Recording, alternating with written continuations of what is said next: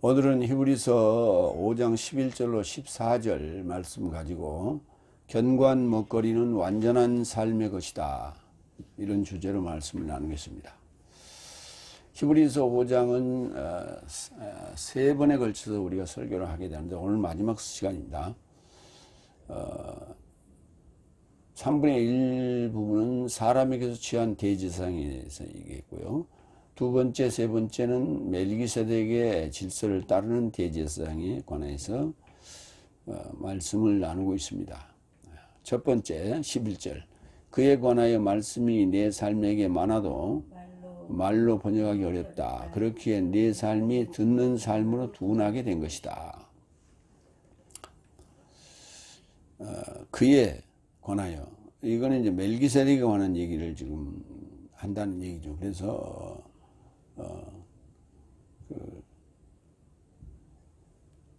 형용 대명사 쪽으로 지금 받은 거예요. 그래서 그에 관하여, 멜기세덱에 관하여. 그래서 11절 이상에서 언급한 것이 지금 이어지기 때문에 그렇게 언급했는데, 개역성경에는 그 멜기세덱을 아예 그냥 멜기세덱으로 번역을 해버렸어요. 멜기세덱은 11절은 없습니다. 말씀이 내 삶에게 많다. 그런데 말로 설명하기 또는 번역하기 어렵다.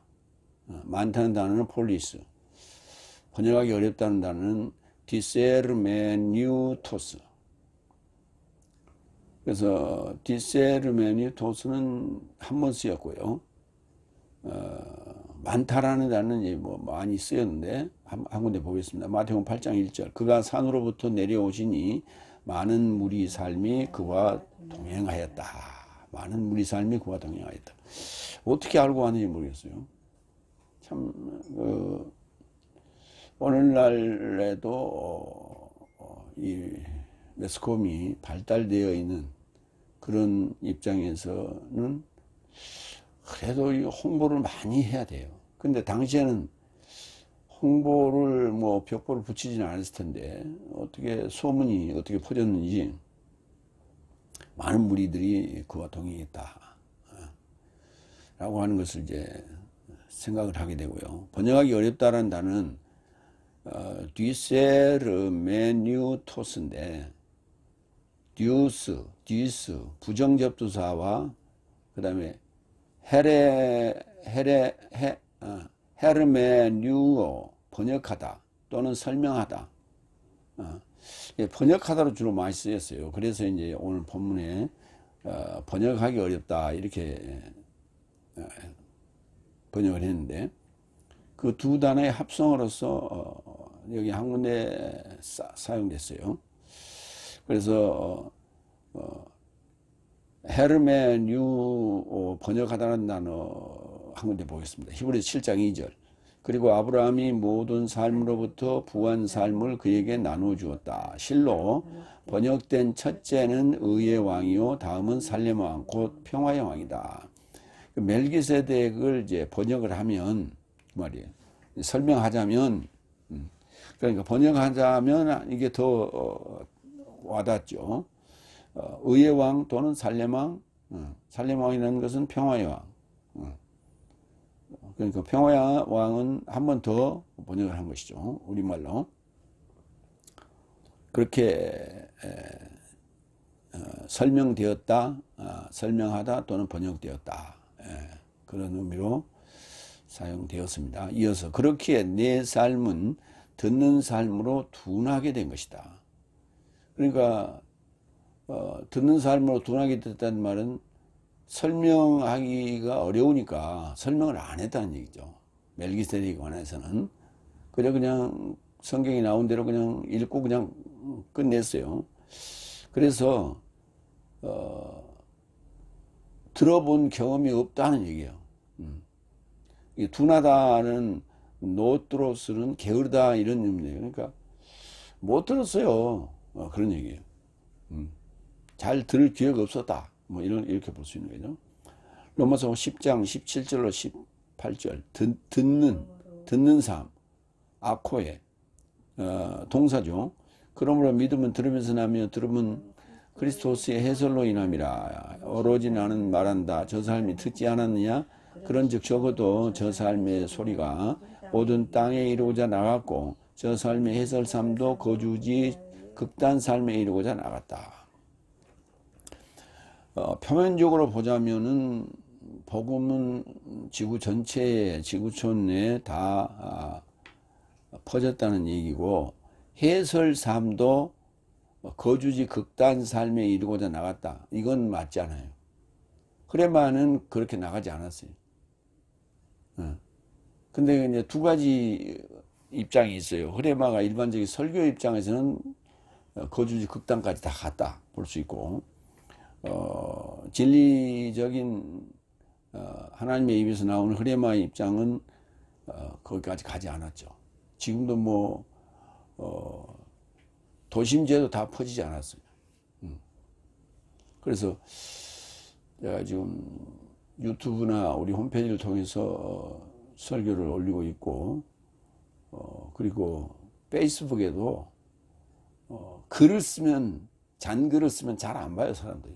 그래서 거기에 보면 이제 그 큰 글씨로 바탕에 색도 넣고 해가지고 큰 글씨로 눈에 팍팍 띌 수 있도록 그렇게 그 광고적인 측면이 있죠.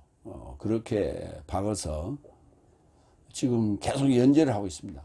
성경에 다시 봐야 될 그러한 포인트들을 찍어서 지금 한 30회 이상 지금 연재를 하고 있는데 계속해서 할 계획입니다. 그래서 많은 사람들이 그 내용을 보고 생각하고 찾아 들어올 수 있도록 그렇게 할 참입니다. 근데 그렇게 지금 계속 연재를 하고 있는데, 그래서 제가 이제 거기에 글이 났어요. 배운 적이 있으면은 1번, 배운 적이 없으면 2번 댓글을 좀 눌러주세요 했는데 남기질 않아요. 그 유튜브를 자주 보는 분들은 그 유튜버가 어떤 메시지를 던지면서 이거에 그 동의하신 분들은 1번 누르세요 이렇게 이제 하는 그런 것들이 있죠. 그래서 그렇게 이제 아마 우리 친구들은 거기에 자주 안 가봤는지 1번, 2번 잘 누를 줄 몰라요. 그래서 좋아요는 누르는데 1번, 2번 누르는 사람은 거의 없어요. 지금 그래 누를 때까지 한번 계속 올려보려고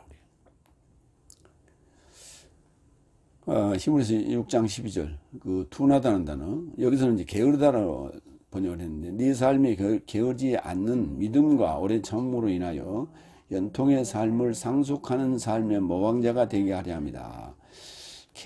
연통의 삶을 상속하려면 연결된 소식의 삶을 상속하게 되는데, 이게 상속 조건이에요. 그러니까 상속을 하려면 내가 상속자다라고 그냥 우기면 되는 게 아니에요.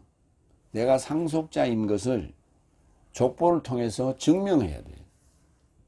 그래서 마태복음 1장에 나오는 족보에 대한 개념도 이해를 해야 되고, 거기에 내가 그 족보에 속하는 그걸 증명해내야 돼요. 그래야만이 상속자가 되는데, 그 상속자가 되면 바로 그 족보의 내용이 곧 연통이에요. 연결된 소식이에요. 족보가 사람들의 이어짐에 나는 그게 혈통적 개념이 아니라 그게 한 분 한 분이 다 소식이에요. 그 소식이 연결돼요. 에판겔리아. 그렇게 연결됨으로 말미암아 내가 상속자가 자동으로 되는 것이죠. 그래서 그것을 알지 못하면 나는 예수를 믿기 때문에 상속자입니다 이렇게 아무리 우겨도 해당이 안 됩니다. 그래서 그 에판겔리아라는 단어가 그만큼 중요하다. 그리고 그 개념을 아는 것이 그만큼 중요하다는 얘기예요. 근데 에판겔리아를 그걸 그 개념을 알지 못하도록 약속으로 번역을 해버렸어요. 그런 단어들이 많아요, 지금. 그래서 그 소식이라는 곳이 한 군데인가, 소식이라고 이렇게 번역한 데가 한 군데가 있어요. 잘 찾아보면 나오고 이렇게 대충 봐서는 안 잡힙니다. 그런 단어들이 몇 개가 있어요. 그 아예 그냥 다 이렇게 오역을 해가지고 그 개념이 굉장히 중요한데도 불구하고 그 개념을 통해서 우리가 발견할 수 있는 게 많은데 그거를 발견할 수 없도록 감춰지게 만든 거예요. 그게 덮어버리게 만든 거예요. 번역자들이 번역을 잘못함으로 말미암아. 그게 바로 우리가 지금 성경을 잘못 보고 잘못 이해하고 있는 원인 중에 하나입니다. 그래서 그런 내용들을 지금 그런 그 페이스북에 큰 글씨로 연재하고 있는 거예요.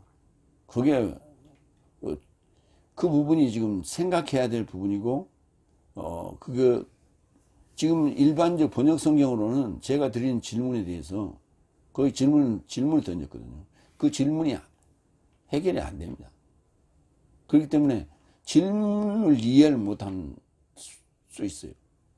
대부분의 사람들은, 우리 공부를 안 하는 분들은 질문에 대한 이해가 안 됩니다. 그래서 그 질문에 대한 이해가 지금 현재 우리의 번역 성경으로는 이건 대답하기 어렵다. 그런 결론에 도달하기를 지금 바라고 있는 거예요. 가장 비근한 예로 태초에 천지를 어디에 창조했을까요? 이런 거예요. 지금 태초에 천지를 어디에 창조했을까요는 물리학적으로는 전혀 답을 낼 수가 없어요. 물리학적으로는 답이 안 나와요. 우주 자체가 하늘인데, 그리고 그 안에는 수많은 별들이 있고 우리가 살고 있는 지구도 태양계에 속한 별들 중에 하나예요. 그리고 우주 전체에는 수억 개의 별들이 존재하고 있어요. 지구보다 큰 거, 지구보다 적은 거, 그런 수많은 별들이 존재하고 있는 거예요. 그런데 성경에는 땅이라고 하는 것은 단수로 되어 있고 하늘은 쌍수, 복수, 단수로 되어 있어요. 구약에는 쌍수, 신약에는 복수, 단수로 되어 있어요. 이 개념을 번역 성경에는 전혀 표시를 안 해놨어요. 그렇기 때문에 번역 성경 가지고는 물리적인 개념으로 이해할 수밖에 없고 그 이해한 차원에서는 답이 안 나와요. 그러면 성경에 기록된 영적인 개념으로, 영적이라고 할 수 있을까요? 그 문자적으로 이해를 할 수 없도록 만들어 놨어요. 그렇기 때문에 다른 생각을 할 도리가 없습니다. 그래서 그 다른 생각을 하도록 내가 유도하고 있는 거예요. 근데 아무도 그게 접근을 안 하고 자기들이 알고 있는 소리, 배운 소리 그대로 그냥 짓거리고 있는 거예요. 내가 그 소리 듣기 위해서 그걸 페이스북에 올렸겠어요? 그런 질문을.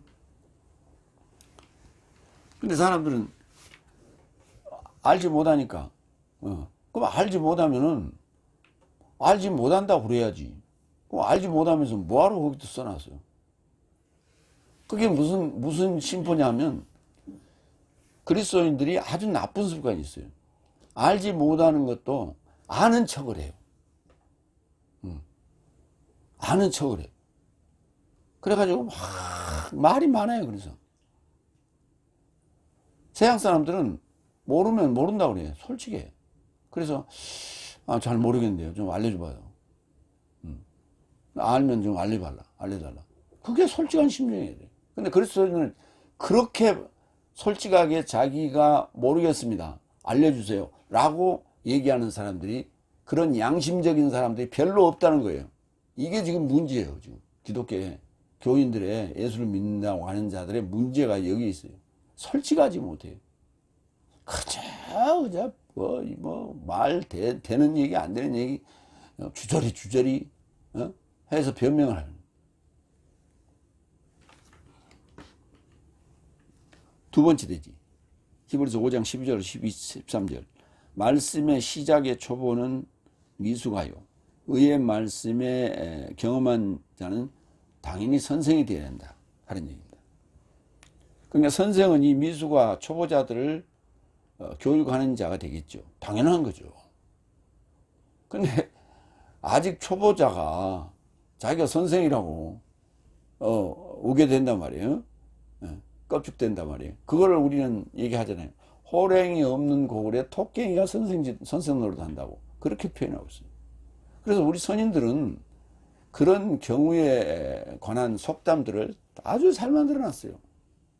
그때도 아마 그랬나 봐. 그러니까 이제 어느 선생이 와서 학식 있는 선생이 늘 주기적으로 방문해 가지고 뭐 얘기들을 나누고 그랬겠죠. 아는 지식을. 그때는 당시에는 뭐 라디오도 없었으니까 신문도 없었을 때니까. 그러니까 그 사람의 그 지식에 뉴스에 의존하고 거기에 귀를 기울이고 그랬겠죠. 그랬는데 이 양반이 며칠째 안 보인단 말이에요. 그러니까 그걸 좀 맨날 들었던 어떤 조금 머리가 좀 튀는 사람이 오늘은 내가 대신하겠어. 그러면서 이제 얘기를 하는데 보니까 전부 들었던 얘기야. 근데 그 다음 주에도 안 와. 그러니까 이 양반이 계속 그 자리에 앉아가지고 그 자리를 이제 차지하기 시작하면서 들었던 얘기를 가지고 선생 노릇을 할 때 우리가 이제 얘기를 하는데 호랭이 없는 고을에 토깽이가 선생 노릇한다. 이렇게 우리가 이제 속담을 얘기하는 것이죠.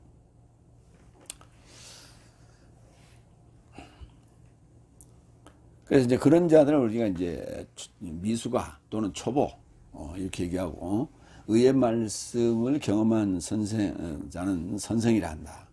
그러니까 참 내가 그 질문을 올리면서도 참 안타까워요. 왜? 너무 거리가 크니까. 너무 거리가 머니까. 그러니까 아브라함의 품에 앉은 나사로하고 부자, 음부에서 신음하는 부자와의 거리가 구렁이 중간에 끼어서 너무 이게 뭔 거야. 접근할 수 없는 거리예요. 대화는 가능한데 바라보고 있는 그 성경을 보는 관점의 거리는 너무 거리가 먼 거예요. 그러니까 이 거리가 물리적인 거리가 아니에요. 심리적인 거리인 거예요. 정신적인 거리고 심리적인 거리인 거예요. 그래서 그게 큰 구렁이 끼어가지고 오갈 수가 없다. 이게 심리적인 거리예요. 거리가 너무 멀어. 보는 방향이 다 그렇게 크다는 얘기예요. 그런데 대화는 할 수가 있어요.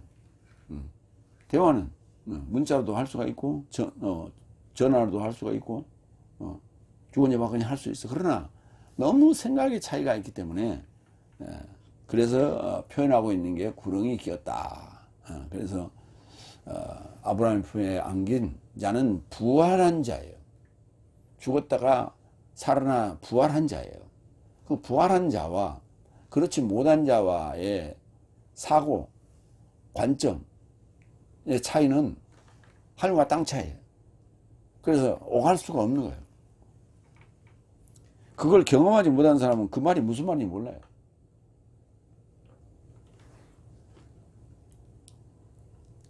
두 번째 12절. 왜냐하면 네 삶도 기간을 인하여 선생 삶일 의무가 있는데 또 다시 하나님의 말씀의 시작의 초보 삶이 무엇인지 네 삶을 가르칠 필요를 갖는다. 그리고 네 삶은 저지나 견고하지 못한 먹거리의 필요를 갖게 된 것이다.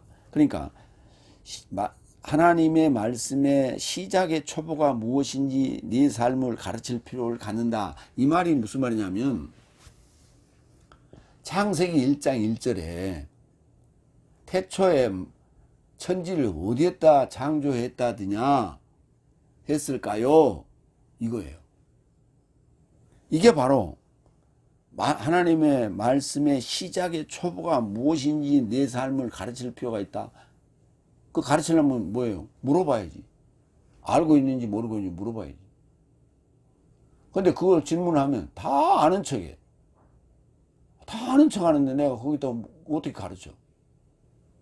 모른다 그래야 가르치지.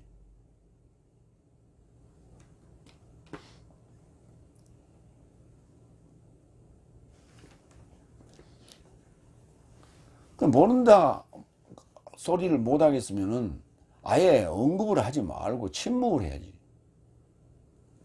근데 침묵하자니 찝찝해. 대답하자니 몰라. 그러니까 헛소리를 하는 거예요.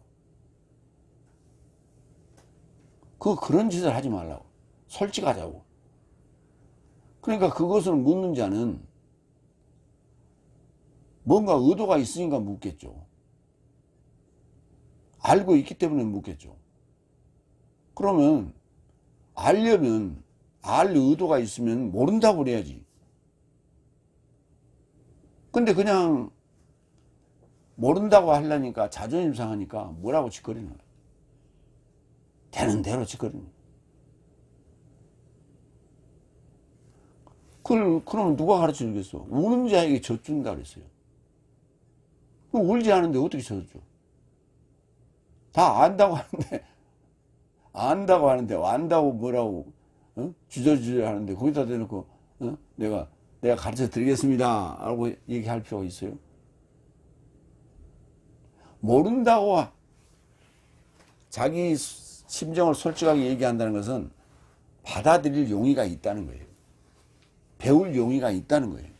그 의사를 밝힌 거예요.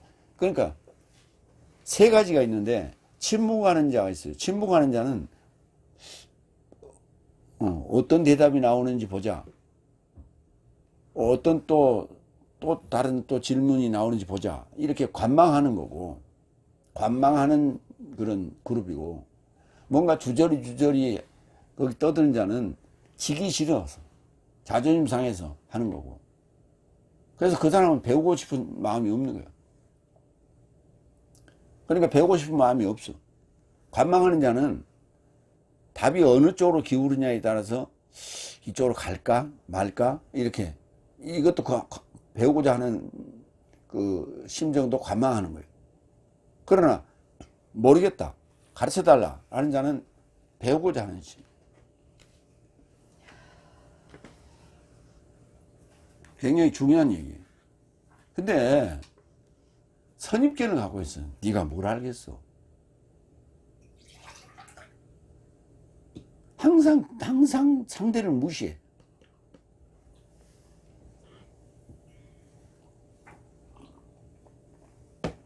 왜 상대를 무시하냐? 자기가 우월하다고 생각하기 때문에. 자기가 남보다 좋은 학교를 나왔기 때문에. 인류 학교를 나왔기 때문에. 그래서 자기는 더 안다고 생각하는 거야. 천만의 말씀이에요.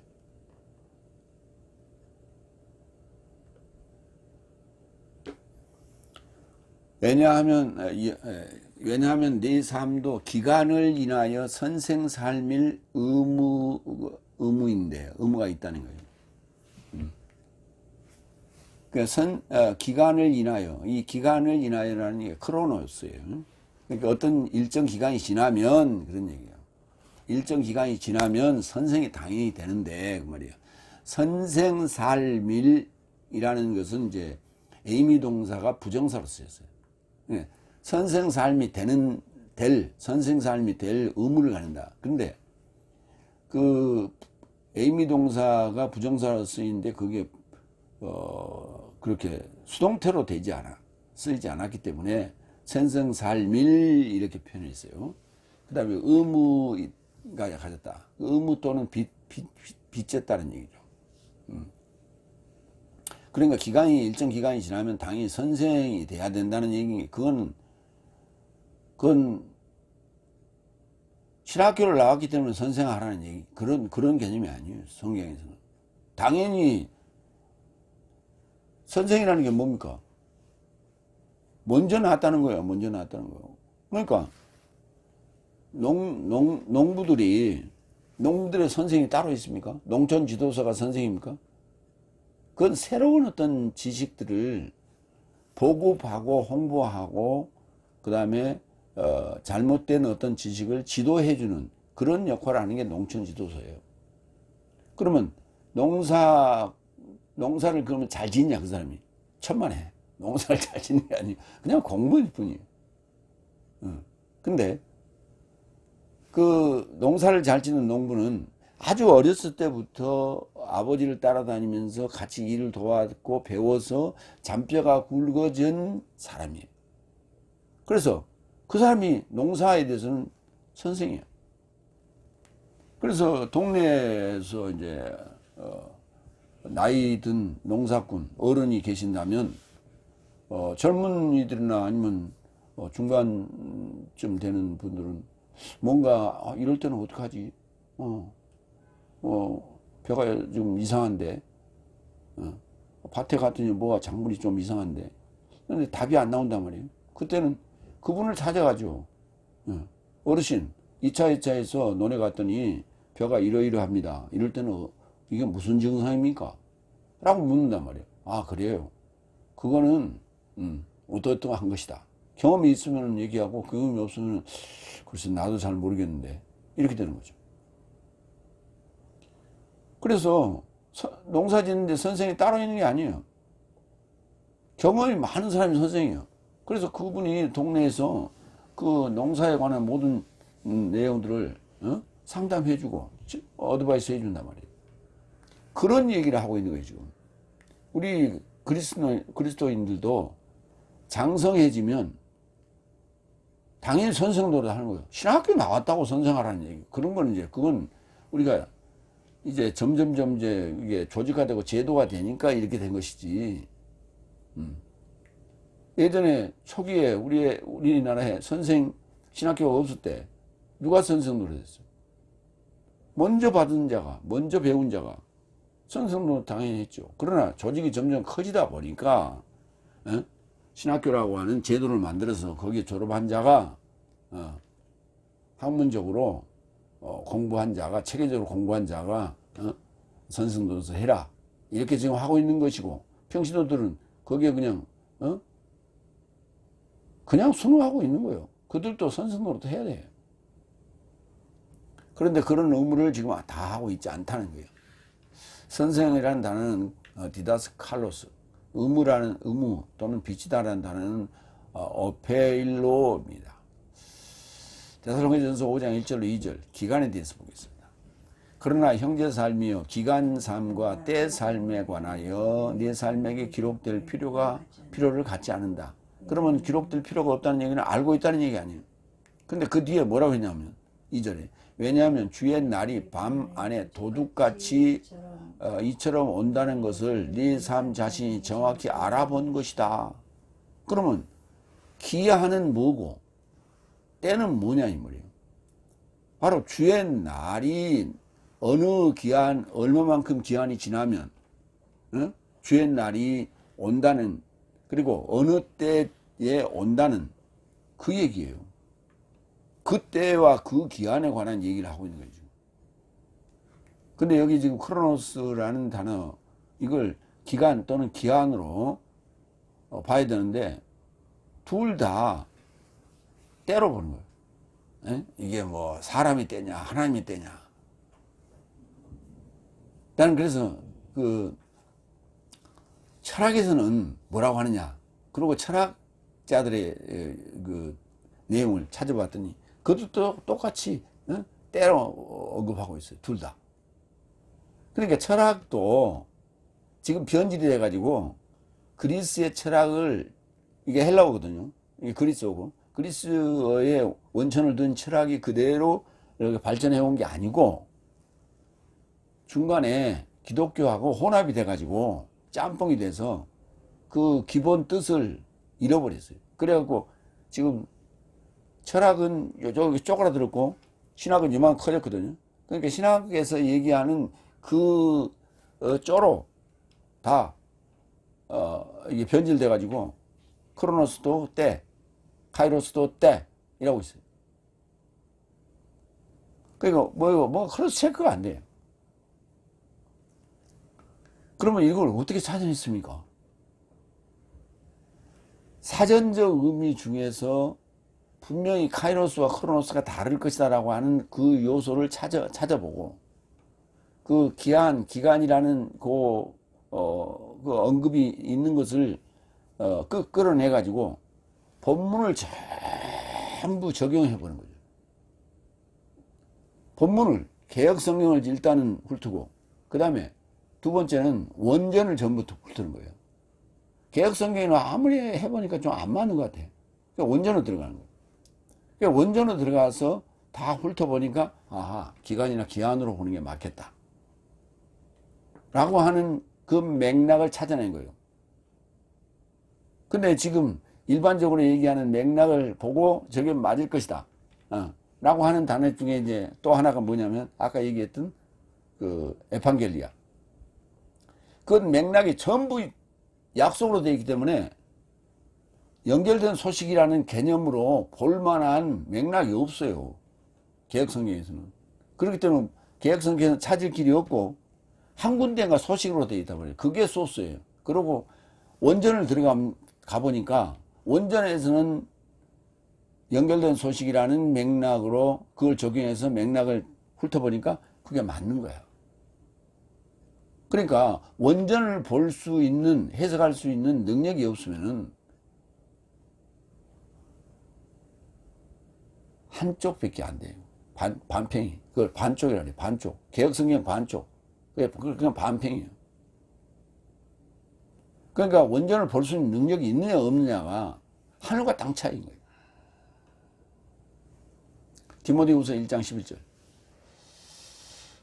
선생, 복음에 이르고자 내가 선포자와 사도와 열국의 선생으로 배치되었다. 그러니까 복음을 전하려면 선포자가 누구예요? 설교자죠. 사도. 사도가 뭐예요? 정리하고 떠난 자예요. 뒤를 돌아보지 않는다는 거예요. 뒤 것을 옛 삶을 다 정리한 자. 열국의 선생. 유대인의 선생도 되고 열국의 선생도 되고 지금 이제 바울로스 입장이니까 열국의 선생으로 하기로 했죠. 그게 열국의 선생으로 가고자 하는 게 예수님의 뜻이었어요. 그게 요나의 표적 밖에 내가 볼 표적이 없다. 요나의 표적이 그거예요. 열국의 선생으로 가는 거예요. 궁극적으로. 그 다음에 의무 히브리서 2장 17절. 그렇기에 저가 모든 삶을 조차 형제 삶과 닮아질 빚졌더라. 의무를 졌더라. 오펠로. 이는 저가 백성의 죄 삶을 자비로움에 이르고자 하나님을 향한 삶인 긍휼히 여기시는 신실한 대제사장이 되고자 하심이라. 모든 삶을 조차 형제 삶과 닮아지는 거예요. 대제사장은 그들의 선생 노릇하고 우두머리 노릇하고 그거 하라고 대제사장 준 게 아니고 닮아지라고 그들과 동병상련의 그런 그 심정을 가지라고 그래야만 죄를 사할 수 있는 그런 자격이 있는 것이죠. 그러니까 백성의 죄를 사해 줄 수 있는 긍휼함이 있어야 돼. 그들의 삶을 이렇게 다독일 수 있는 그런 경험이 있는 줄 알아요. 지금 이재명 대통령이 지금 보면 어쩌면 아주 세밀한 부분들, 그 서민 대출에 대해서 이제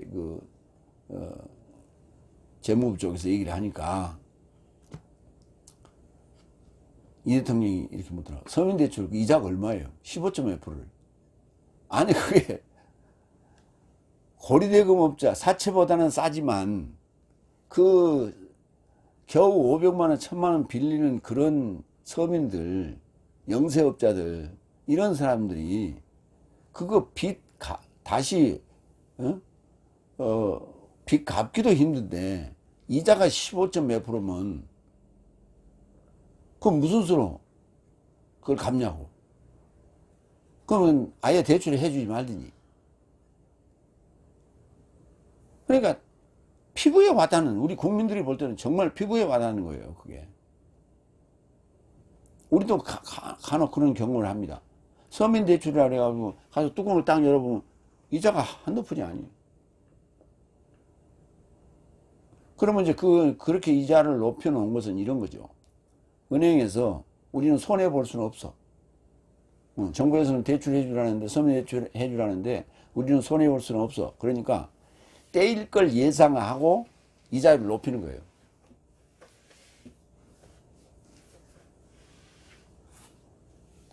그걸 알지만은 누가 지금까지 그걸 언급하거나 터치하지 않았단 말이에요. 왜? 아주 잔 어느 한 귀퉁이의 분야이기 때문에. 그렇지만은 지금 이 대통령은 그런 것까지 지금 체크를 하고 있다고. 그게 정말 피부에 와닿는 정책이에요. 대통령이고.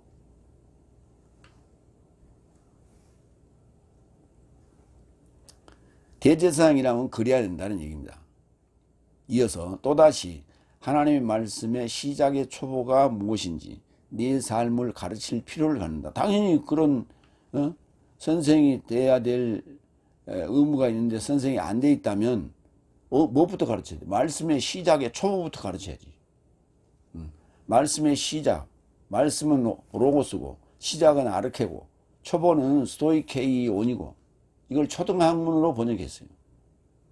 자, 삶이 무엇인지 네 삶을 가르칠 크레이야 필요가 있다고. 필요를 느낀다. 말씀 시작 요한복음 1장 1절 시작 안에 말씀이 있었으면 이 얘기요. 요한복음 1장 1절도 몰라.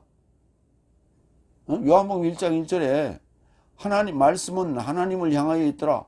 말씀이 하나님을 향하여 있더라. 이게 그렇게 번역해야 되는데 말씀이 하나님과 함께 있더라. 프로스라는 전치사를 영어로 with라고 번역해 버리니까 with가 맞나 보다. 영어권이 우리보다는 헬라어권에 가까우니까 유럽이 헬라 문화 아니냐. 그러니까 영어가 거기서 파생된 거니까 영어 하는 자들이 with라고 번역했으니까 그게 맞겠지. 그럼 그냥 번역해 버린 거예요. 근데 번역해 놓고 보니까 말이 돼? 말이 안 되는데도 우겨대기 시작하는 거예요.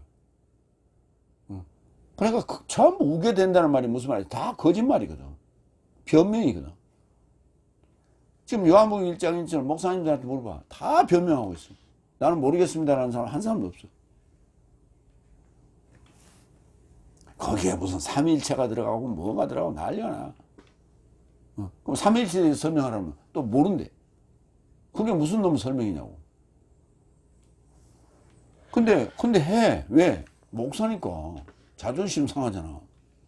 신학교에서 배운 적이 없거든.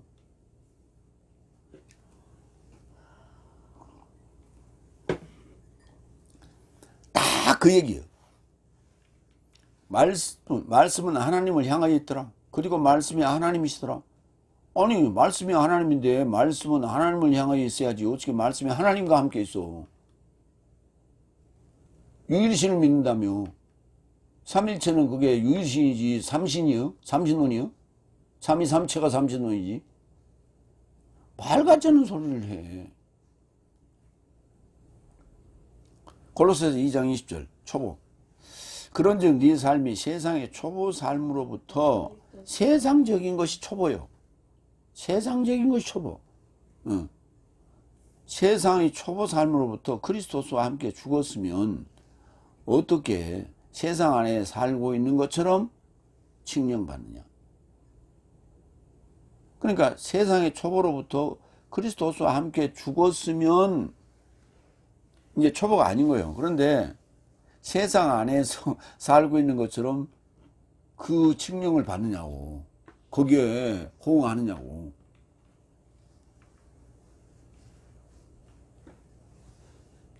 그러니까 이론과 실전이 안 맞는 거예요. 그러니까 이 소리를 하는 거예요. 그러니까 성경은 이론이고 실생활, 현실은 실정인데 이론과 현실이 괴리감이 있다는 얘기는 뭔가 둘 중에 하나 틀렸다는 얘기예요. 그러면 현실이 틀렸냐? 현실이 틀린 건 아니에요.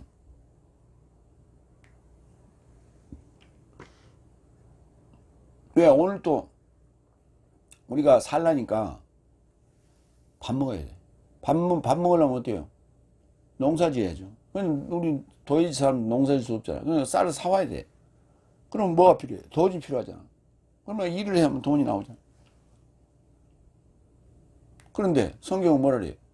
재물과 하나님을 겸하여 섬길 수 없느니라. 먹기 위해서 움직이고 일하는 것은 그거는 섬기는 게 아니에요. 그 정도 가지고는. 근데 그게 아니고 아예 돈을 쌓아놓고 축적하고 그냥 뭐 집이 몇 채고 땅이 몇 채고 몇 필지고 이렇게 그렇게 욕심을 부린단 말이에요. 그게 뭐예요? 재물을 하나님과 겸하여 섬기는 거고, 겸하여 섬기지 않으려니까 그냥 재물만 섬기는 거예요. 돈이면 모든 게 다 끝나는 거예요. 돈이 왕이다.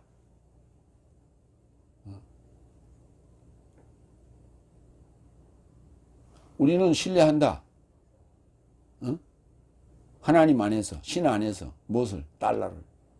그게 1달러 뒷면에 기록된 내용이에요.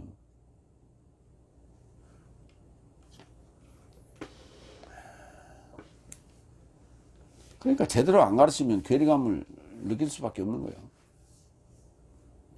그러니까 지금 한번 생각해 보세요.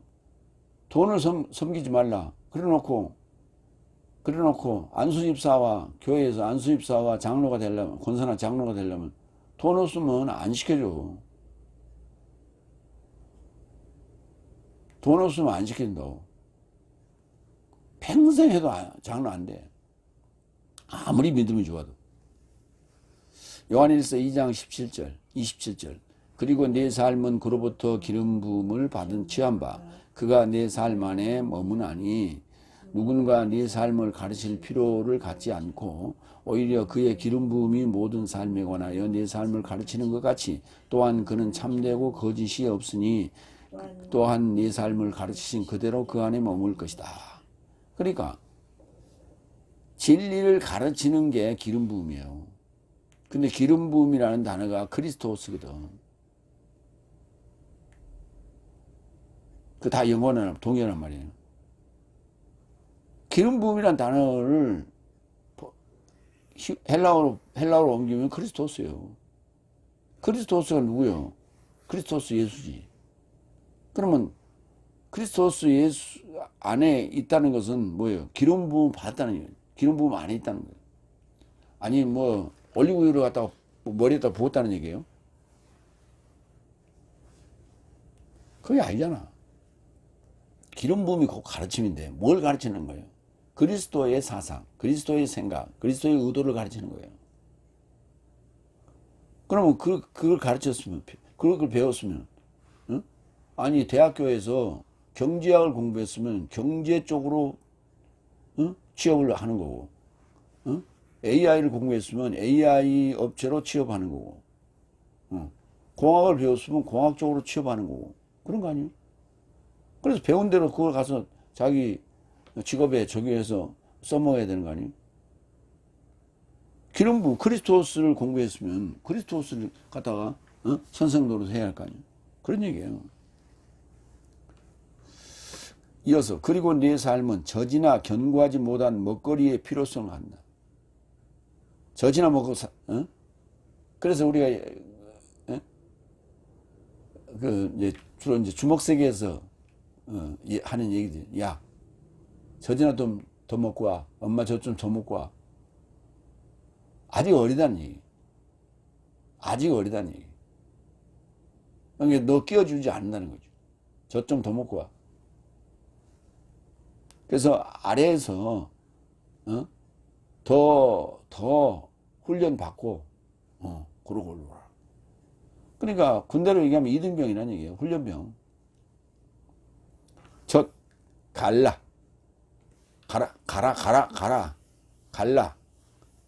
젖이 뭐예요? 간 거죠. 그러니까 이제 뭐 그 견고하지 못한 그 뭐예요? 견고하지 못한 먹거리가 뭡니까? 미움. 죽이나 미움. 이런 거요. 견고하다는 단어는 스테레오스. 먹거리는 트로페. 그래서 필요라는 단어 나왔고요. 크레이야. 젖갑니다. 고린도전서 3장 2절 3절. 음식도 안 되므로 내 삶을 젖을 마시게 했다. 왜냐하면 아직도 가능하지 않더라. 오히려 이제도 아직 가능하지 않다. 왜냐하면 내 삶이 아직 육적 삶이다. 그러니까 육적인 삶은 아직 젖을 먹어야 되는 거예요. 젖을 먹는 자들에게 우리 스타우로스의 그 질문을 던지면 그들이 이해하겠어요? 그러니까 그들이 생각할 때 그래야 돼. 아이, 내가 빨리 이빨이 나야지. 그래야 내가 단단한 먹거리를 먹겠구나. 라고 생각해야 되는데 착각하고 있는 거예요. 자기가 안다고. 자기가 이빨이 났다고 생각하고 엄마 젖을 막 깨무는 거예요. 엄마 젖을 막 깨무면 어때요? 그냥 뺨때기 하나 때리고 젖꼭지 빼버리잖아. 그날 점심은 없어. 육적인 삶이다. 왜냐하면 어디서니 내 삶 안에 열정과 불화 삶이 육적 삶이며 사람을 좇는 활보가 아니냐. 그러니까 아무리 열정적인 신앙생활을 하는 그런 열심당원처럼 보이지만 아직도 육적인 삶이요. 사람을 좇는 육적인 삶이다. 그들을 일컬어 젖을 먹어야 된다. 이렇게 표현하고 있다. 견고하다. 디모데후서 2장 19절. 그럴지라도 하나님의 견고한 기초는, 그러니까 견고가 뭐냐면 기초가 견고해야 돼. 기초가 튼튼해야 돼. 기초가 튼튼하지 않으면 그 건물은 넘어지는 거예요. 우리 종종 이제 홍수가 많이 나서 그 강가에 있는 집들이 이렇게 무너지는 그런 붕괴되는 그런 모습을 보잖아요. 그게 결국은 뭐예요? 허술하게 그냥 지어놓은 거예요. 기초를 허술하게 지어놨기 때문에 파일을 제대로 받고 야무지게 해놨더라면 아무리 그 밑으로 강물이 세차게 흘러도 집이 안 무너질 텐데 집이 그냥 뚱뚱 떠내려 버립니다. 하나님의 견고한 기초는 이 인을 가지고 서 있는 것이다. 인치는 거예요. 그게 기초예요. 주님은 그의 존재한 삶을 아셨다. 그러니 그리스도스의 이름을 호명하는 자 모두는 불의로부터 떠나라. 그리스도스의 이름을 호명하는 자. 호명하는 것과 초청하는 건 다르다고요. 그래서 이름을 호명하는 거예요. 호명이 맞지. 우리는 이제 부르다로 해버리면 초청도 부르다, 부르는 것도 호명도 부르다로 그냥 이게 그냥 두루치기로 쓰는 거예요. 그게 아니에요. 구분해야 돼요. 이름을 부를 때는 호명. 그렇게 호명하는 자는 모두 불의로부터 떠나야 돼요. 그러니까 인나팔 대접 이 순서가 성장 과정을 얘기하는 거예요. 그러니까 기초가 뭐냐? 기초를 든든히 다지는 과정이 인 때린 거예요. 인이 제대로 떨어져야 그 다음에 나팔 불죠. 먹거리 갑니다. 사도행전 27장 3, 4절. 이를 인하여 나는 내 삶으로 먹거리 섭취하기를 간청했다. 왜냐하면 이 내 구원이 향하고 있다. 왜냐하면 내 삶의 머리에서 털이 하나도 떨어지지 않을 것이다. 그러니까 먹거리, 성경에서 얘기하는 먹거리는 입으로 들어가는 음식을 얘기하는 게 아니고 성경에 음식이라고 하는 것도 마찬가지고 먹거리든 음식이든 빵이든 간에 다 뭐예요? 구원을 위한 지식을 얘기하는 거예요. 구원에 대한 지식, 구원에 대한 교리, 지식. 세 번째 13절. 왜냐하면 저제 참여하는 자 모두는 의의 말씀에 경험하지 못한 미숙아이기 때문이다. 그거 이제 설명을 하는 거지. 2절에 저제 얘기 나왔는데 전 얘기가 나오는데 저제 관한 것을 3절에서 설명합니다. 13절에서. 왜냐하면 저제 참여하는 자 모두는 메테코 저제 참여하는 자 모두는 의의 말씀에 디카이오시네 의의 말씀에 경험하지 못한, 의의 말씀에서 경험하지 못한 아페이로스, 미수가이다, 네피오스이다. 참여해야 된다는 겁니다. 고린도전서 10장 17절. 빵이 하나이기 때문에 많은 삶이 한 몸이다. 왜냐하면 모든 삶이 한 빵에서 나와서 참여한다. 아니, 빵가게 가봐. 빵이 하나밖에 없어. 수백 개 많은데, 종류도 많고, 같은 종류의 빵도 여러 개가 있는데, 뭘 빵이 하나요? 예수님이 하나님이 빵이라고, 그 빵을 먹는 자가, 예수님이 소보루빵이면 내가 그 빵을 먹었으면 나도 소보루빵이라고, 소보루빵이 된다고, 그런 얘기예요. 이건 이제 개혁성의 떡이 하나다, 그렇게 표현했죠. 떡이 하나다는 개념은 우리 개념이에요. 근데 이 개념은 서양 개념이거든. 고린도전서 헬라 문화권이거든. 그래서 빵이라 하는 게 맞지. 근데 이제 떡이 더 가까워 보이죠. 시루떡 한 판 이렇게 하고, 우리가 왜 뭐 할 때 막 기념할 때 뭐 시루떡 갖다 놓고 썰고 그러잖아요.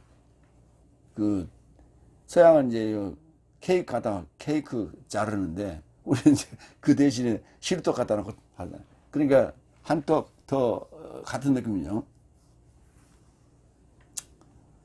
그게 생각이 나름이에요. 빵도 큰 빵 있잖아요. 요한복음 16장 10절 의에 대해서, 의의 말씀이라는 그 의는 도대체 뭐냐, 디카이오시네, 의로운 건데, 의에 대하여도 내가 심판하겠다고 그랬죠. 내가 아버지를 향하여 물러가고 네 삶은 더 이상 나를 지켜보지 못하기 때문이다. 그러니까 여섯째 날 예수님을 보는 거예요. 응? 구하고 찾고 두드려서 찾아서 예수님을 보는 거예요. 예수님 그 시간에 보지 못하면 예수님이 가신다니까. 떠나신다니까. 그러니까 너희는 먼저 그의 나라와 그의 의를 찾으라고 했잖아요.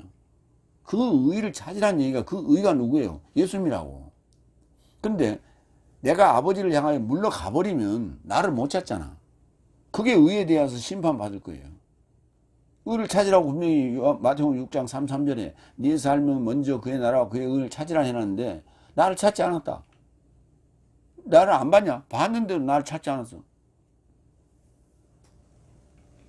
그러니까 찾는다는 개념이 뭐냐는 거예요. 수많은 사람들이 예수님 봤어요. 근데 왜 안 찾았어? 연구를 안 했다고. 성경 수많은 사람들이 봤다고. 예수님 만났어. 근데 연구를 안 했다고. 개혁성경 아니라고 하냐? 나 백독일 했는데 그 연구한 거냐? 연구 안 한 거라니까. 그냥 구경만 한 거고. 우리 읽었다면 그걸 연구했다고 일반적인 소설이나 문학적인 개념은 그냥 읽으면 이해가 돼요. 근데 성경은 문학적인 게 아니라니까. 성경 해석학자들은 성경을 문자적으로 연구를 하면 그것 가지고 보면 만족을 못 하겠다는 거예요. 그러니까 문학적으로도 연구하고 역사적으로도 연구하고 문화적으로도 연구하고, 그렇게 연구를 복합적으로 해야. 그러니까 우리가 이런 개념이에요. 비타민 하면 비타민 뭘 먹어야 돼?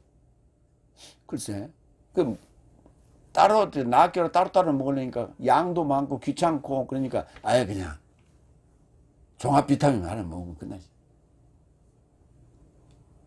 그런 식이에요. 성경 연구는 그렇게 다양하게 종합 비타민 형태로 그렇게 연구를 해야지, 그렇게 단편적으로 문자적으로 연구하면 되냐. 연구를 해봤냐? 안 해보고 나서 그런 소리 해. 안 해보고 나서 그런 소리 한다고. 그리고 수박 겉핥기식이 되다 보니까 다른 걸 자꾸 추가하는 거예요. 왜? 양이 안 차니까. 그러면 그들이 헬라어 히브리를 모르냐? 알아요. 아는 자들이 그런 소리를 한다니까. 문학적으로 얘기해야 되고, 문화적으로 얘기해야 되고, 역사적으로 얘기하고, 인종적으로 얘기하고, 지리적으로도 얘기하고. 성경은 그렇게 종합 표현하는 거예요. 역사적 배경 가지고 있고, 지리적 배경 가지고 있고, 인물적 배경 가지고 있어요. 역사적 배경도 있어. 그건 배경일 뿐이요. 배경이라는 말이 무슨 말이에요? 우리가 영화를 만들거나 연극을 만들 때 뒤에 무대 배경을 만들잖아. 그래야 무대 배경을 봐야 그게 느낌이 확 오지. 그러니까 배경이 없어. 그래도 대사는 친다고. 똑같은 대사를 치는데 배경이 있는 것과 없는 것의 차이가 있는 것이죠. 왜냐하면 배경이 있으면 상상을 하게 되고 배경이 없으면 어렵잖아. 얼른 뚫어들어 봐야 돼. 대사를.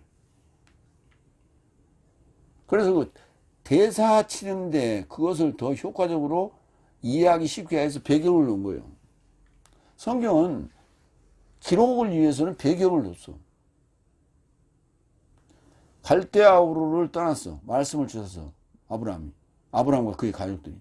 그럼 우리가 상상이 되잖아. 아, 저쪽에 지형적으로 지리적으로 어디쯤 되겠다.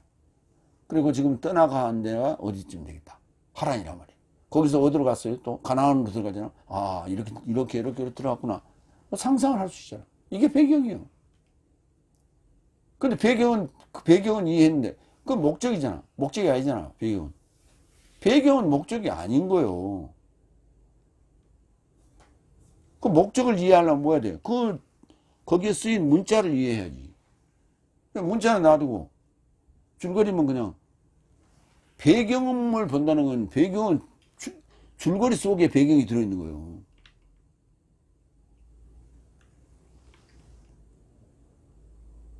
그건 목적이 아니라니까.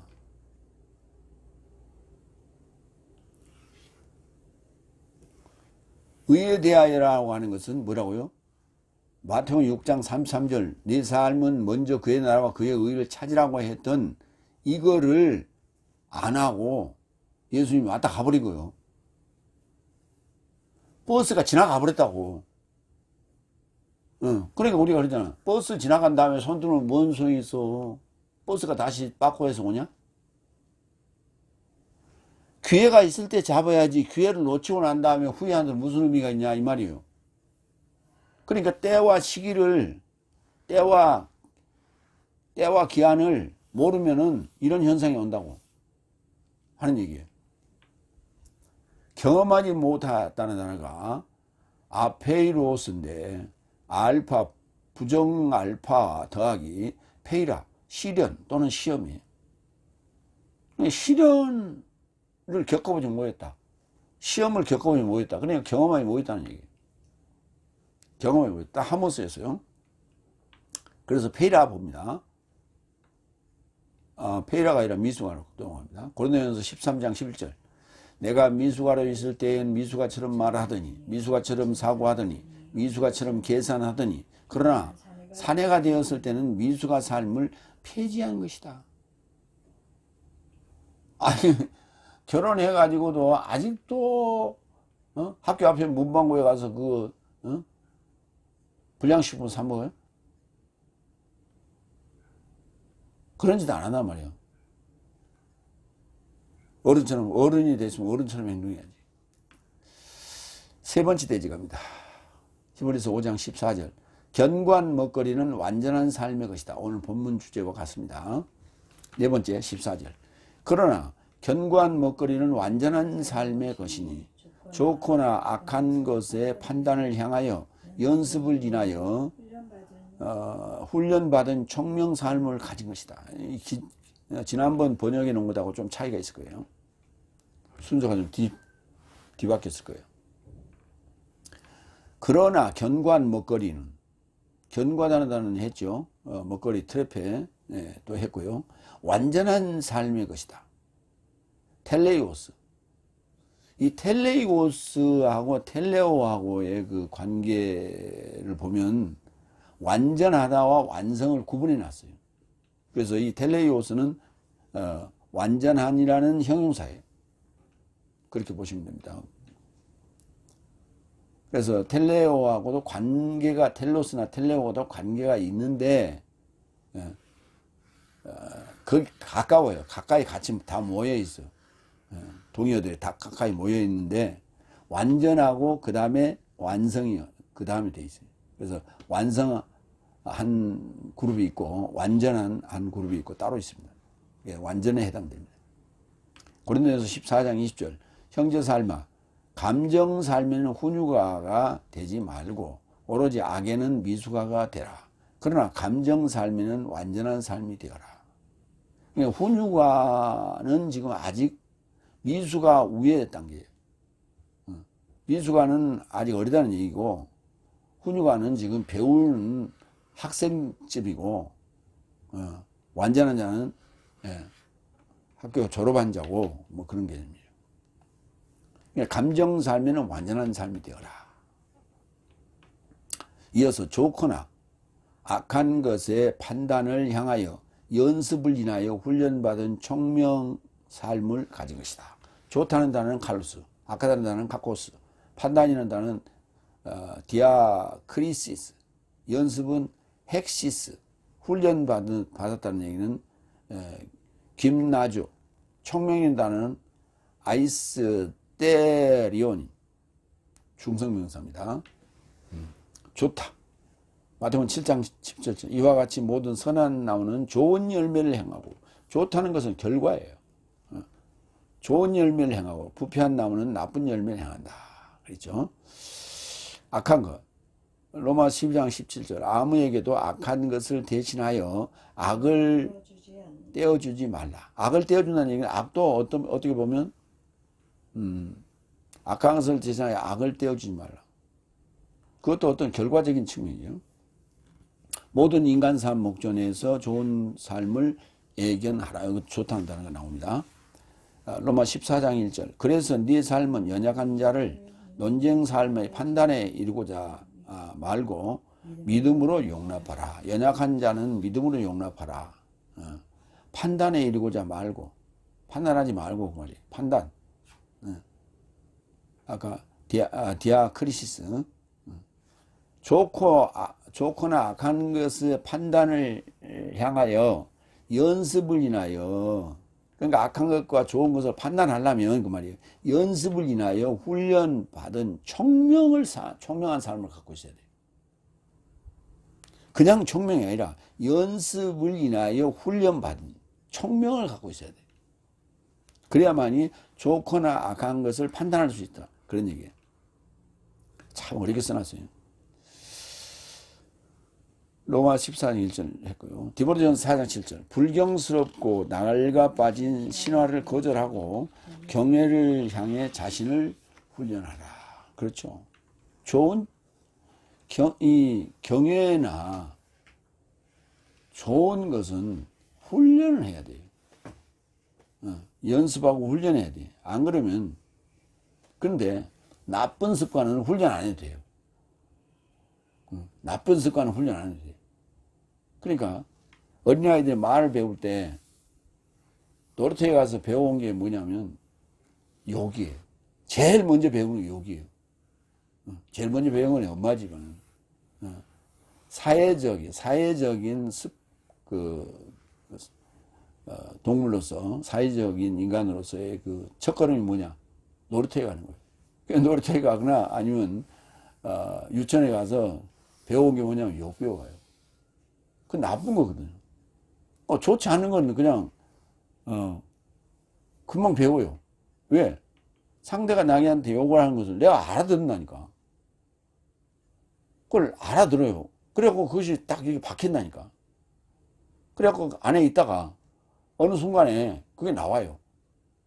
아빠한테도 나오고 엄마한테도 나오고 동생한테도 나온다니까.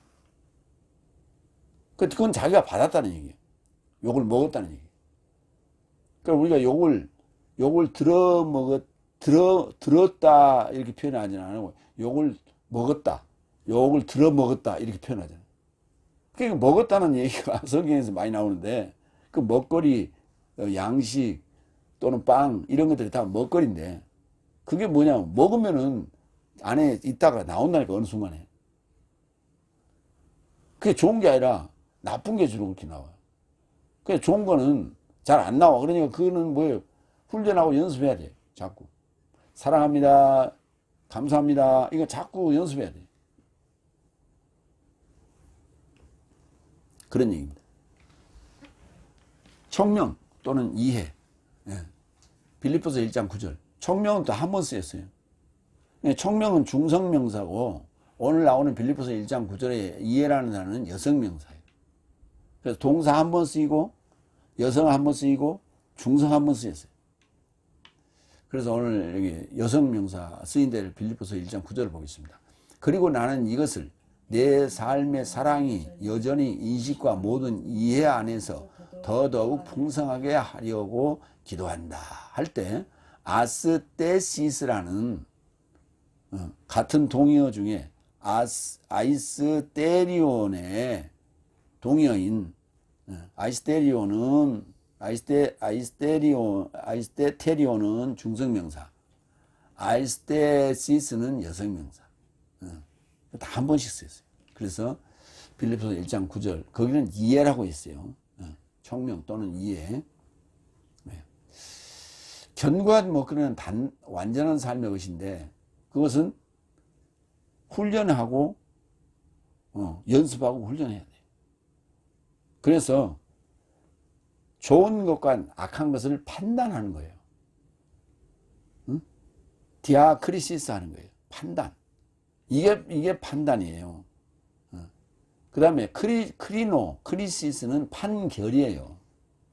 크리시스는 심판이고 그 동사 크리노는 판결이에요. 그리고 오늘 나오는 디아크리시스는 판단입니다. 옳고 그름을 판단하는 거예요. 판결은 뭐예요? 옳은 것을 전제로 딱 놔두고 나쁜 것을 판결하는 거예요. 잘못된 것을 판결하는 거예요. 그러니까 천국에 들어갈 자와 지옥에 갈 자를 판결하는 게 아니에요. 그때는 판단하는 거고 지옥으로 갈 자는 판결을 받는 거예요. 그래서 그걸 명사로 얘기하면 심판받았다 이렇게 표현하는 거예요. 크리시스. 마무리합니다. 멜기세덱은 번역하기도 듣기도 둔합니다. 말씀의 시작의 초보는 미수가이고 기간이 차서 의의 말씀인 견고한 먹거리를 먹는 자는 선생입니다. 견고한 먹거리는 완전한 삶의 것이요 좋거나 나쁜 것을 판단을 향해서 연습을 인하여 훈련받은 청명을 가진 것이다. 그래서 오늘 멜기세덱의 질서를 따르는 대제사장은 완전한 자다. 그리고 견고한 먹거리를 먹을 수 있는 청명한 자다. 라고 말할 수 있는 거예요. 우리도 그렇게 청명하게 되려면 연습하고 훈련해야 된다. 하는 얘기를 말씀을 드리겠습니다. 아멘. 기도하겠습니다.